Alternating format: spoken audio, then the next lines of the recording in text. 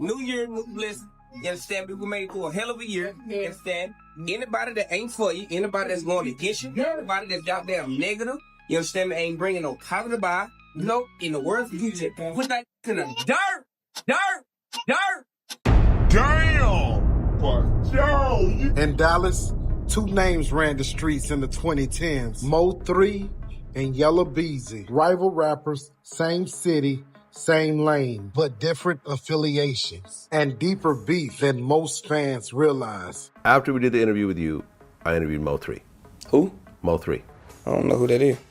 MO3 came from the struggle, real struggle. Born Melvin Noble, raised in the North Dallas trenches, no silver spoon, no handouts. He grew up watching his mother cry over bills. He went nights without food, slept in motels. By the time he started rapping, the pain in his voice wasn't entertainment, it was memory. He sang his heart out on tracks, gospel mixed with street trauma, and people felt it, cause you can't fake that. By 2020, he built something rare, an independent empire, millions of views, millions of streams, and a fan base that loved him. Not because he was perfect, but because he was real. I told my mama I gotta look at your boy. Look at me now. They say 3 the only one. No, I'm the holy one with no holy water. But across town, a different story was being written.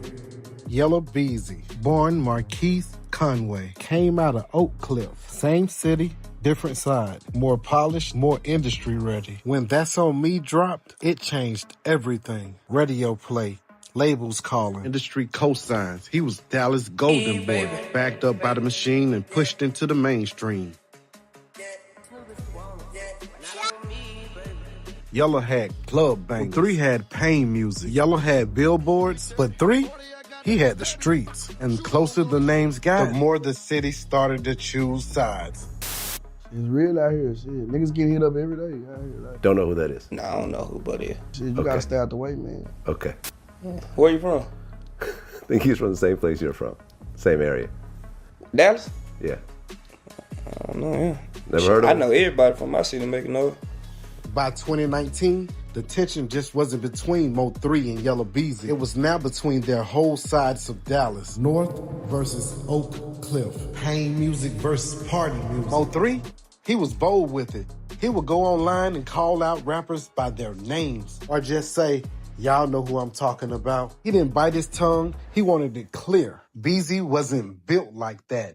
Not in the streets and not in the struggle. And Beezy, he never said much. But that silence, that's what made people look closer. Because if you're not responding, you're planning something. MO3 had no filter. He was calling out people that Beezy was known to be affiliated with, making songs that sound more like threats than hooks. But here's the thing. He wasn't clout chasing. MO3 believed he was speaking the truth. He truly believed that Beezy was an industry plant, while he was the street voice. And that message, people resonated with. MO3 YouTube views were climbing. His name was bubbling past Texas now. Beezy's name started to quiet down. This wasn't just 2 rappers dissing each other. This was ego, legacy, respect. In a city like Dallas, someone messes with your pride, retaliation is not far behind. It comes around my wrist, dirty money in my hand, no, I ain't playing.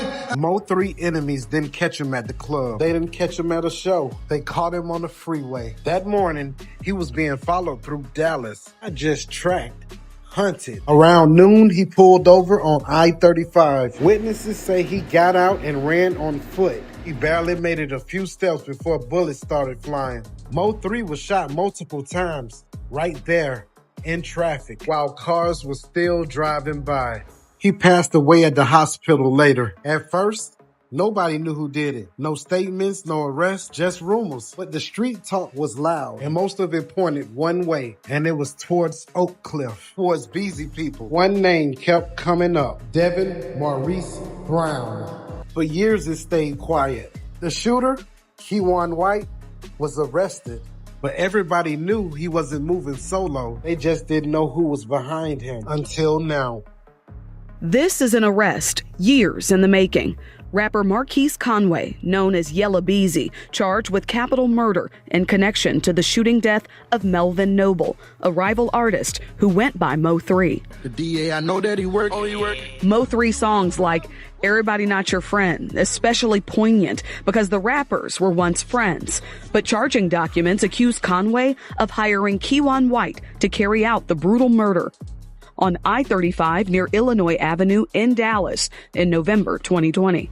Devin Maurice Brown also faces charges in Noble's murder. They got me on the edge. In 2025, 4 years after MO3's murder, a Dallas grand jury dropped a bomb. Yella Beezy was indicted and charged with murder for hire. Prosecutors say Yella Beezy paid to get MO3 murdered. They say Yella Beezy helped coordinate it behind the scenes. They say he used Devin Brown, the same name that kept coming up, as a middleman. Yella Beezy was arrested. Bond set at $750,000. He bonded out, but the judge wasn't playing. No concerts, no parties, no travel. Beezy was placed on house arrest. When he asked the court to allow him to attend his kid's football game, they said no. Now he's stuck inside, watching his name trend, not for music, but for murder. And if he's convicted, it's not gonna be probation. No slap on the wrist. It's life in prison, possibly the death penalty. MO3 had the streets, Yella Beezy had the charts. But when they both was coming up in the same city, something had to give. This wasn't just about rap. It was about image, power, control. MO3 wasn't scared to poke the bear. He made it personal. Every post, every bar, every live, he let it be known Beezy wasn't like him. And Beezy, he never responded. Maybe he didn't have to. Maybe the streets responded for him. So was this really about fear, or was it ego? Was Beezy trying to protect his name or erase somebody else's?